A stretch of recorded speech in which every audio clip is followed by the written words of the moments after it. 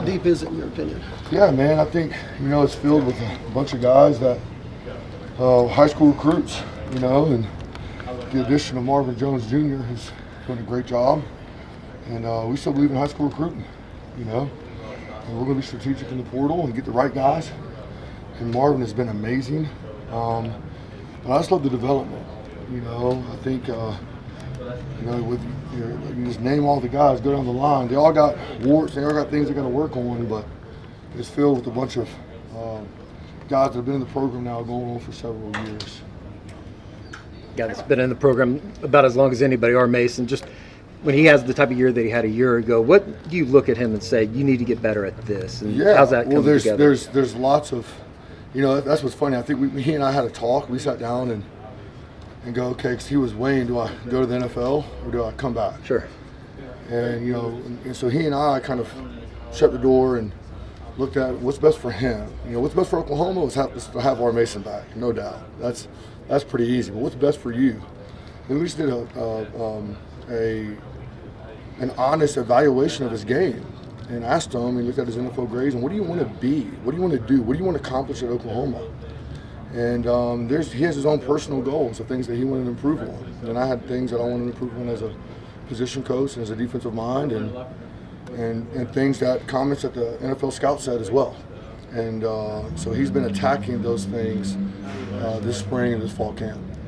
How fun is it coaching this group? It seems like there's just a lot of talent across the board. Yeah, we're in a different place than when we first got here. We're in every year, by God's grace and recruiting, and then the guys staying, man. Kudos to our guys, staying put. You talk about a guy, R. Mason Thomas, or a PJ, because they're getting hit up all the time. And we know what it is. Come on, and five-star guy with high expectations, and you feel like you have the weight of the world on your shoulder. And in the game, there's no just foolproof plan. Everybody's different. Every guy's different. R. Mason was probably the most talented edge in my room going into his second year, and he gets ankle injuries. And has him fall camp, and then has him his first game back is up in the home game, and he's out for a long time. And I told y'all R. Mason was pretty good. And he was like, well, we'll see. He ain't got no ankles, it's hard to play edge. And then he starts his junior year and was the most productive guy in all SEC and second team. And a guy like PJ, man, he's just stayed put. He's bloomed where he's playing. A guy like Taylor Wein, can't wait for y'all to see him. And a guy like Daniel McCoy going to his second year, just is a different player.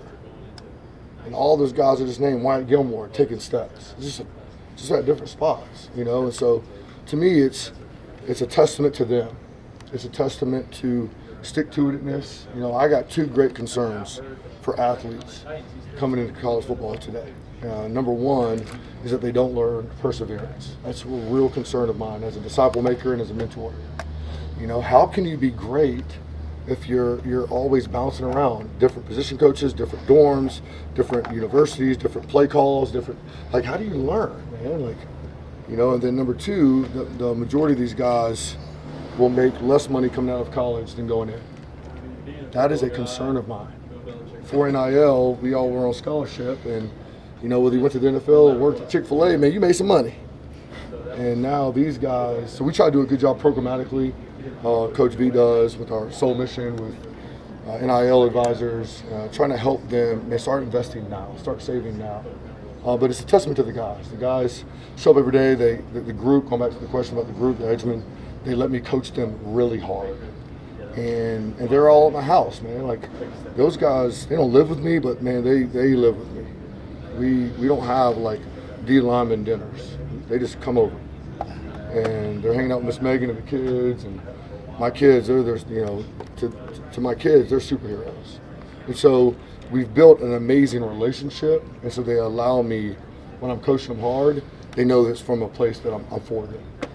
From a guy like PJ last year who had that ankle injury early, how hard was that? Because he's a guy you talk about last expectations, but wants to get out there, but kind of. Yeah, and I think the expectations are, when you're more highly recruited, there's more outside expectations.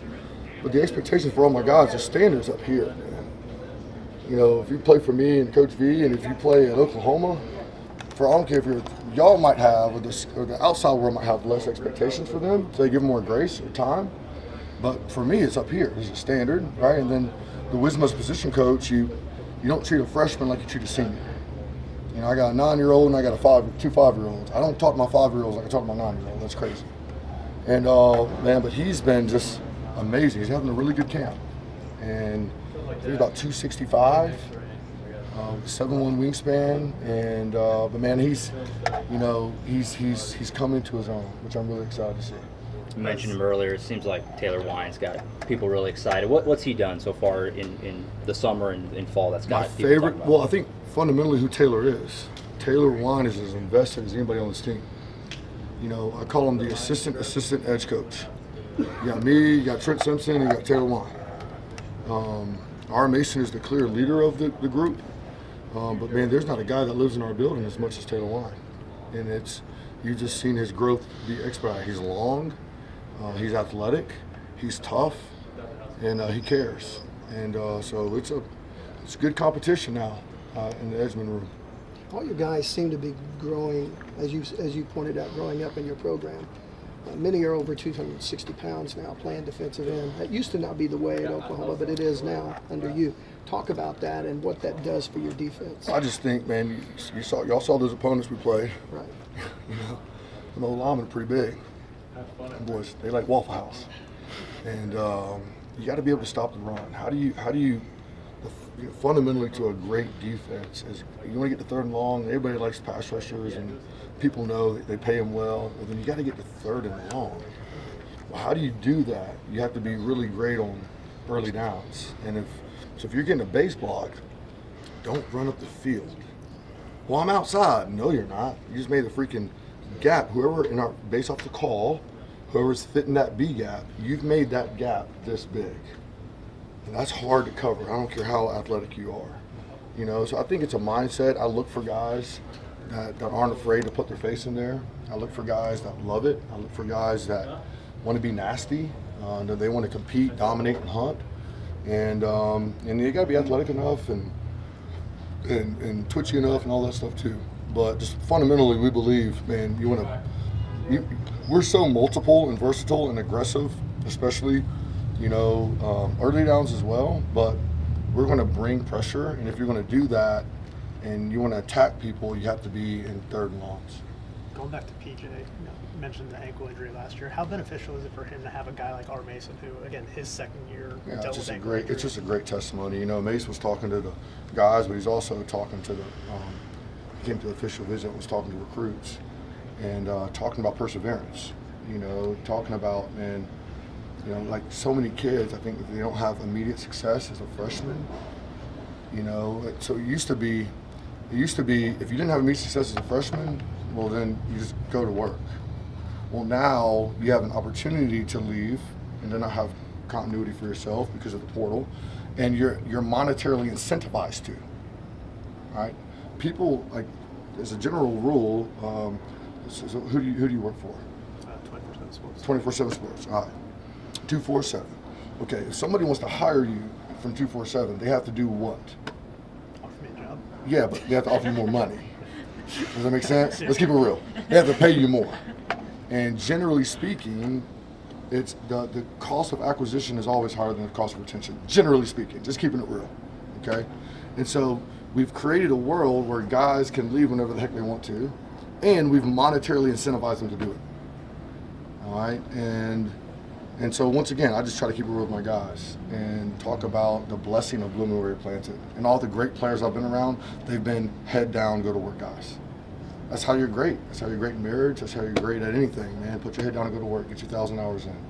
And so, but yeah, R. Mason sharing his overcoming adversity and expectations. Coming out of fall camp, y'all didn't know, he was the best.